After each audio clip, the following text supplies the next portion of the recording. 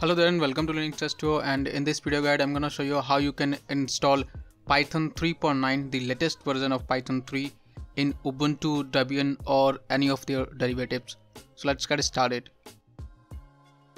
So there are two ways to install the Python. One is through the sources file and using a repository. So we are going to use the repository because it's easier.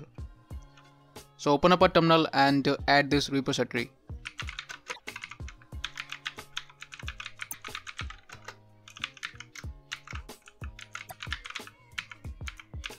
Hit the enter, type in the password, then again hit the enter.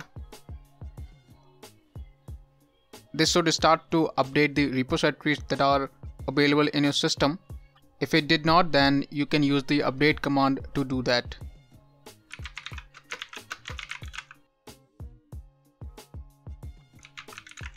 Now we can install Python 3.9 easily. For that, execute the installation command.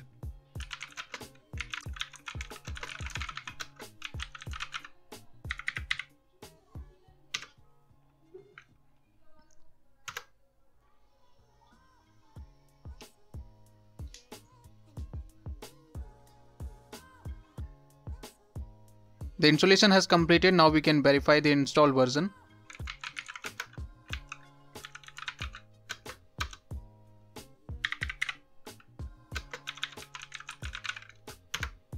As you can see, it is saying Python 3.9. That means everything is configured correctly. One thing you need to note here that by default Python 3.8 version is set for the Python 3.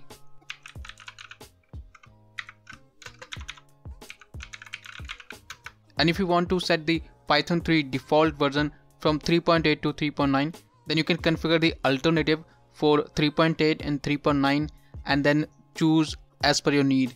For that, please check out the article given in the description that will help you out. So that was the guide about how you can install Python 3.9 easily on Debian, Ubuntu or any of their derivatives.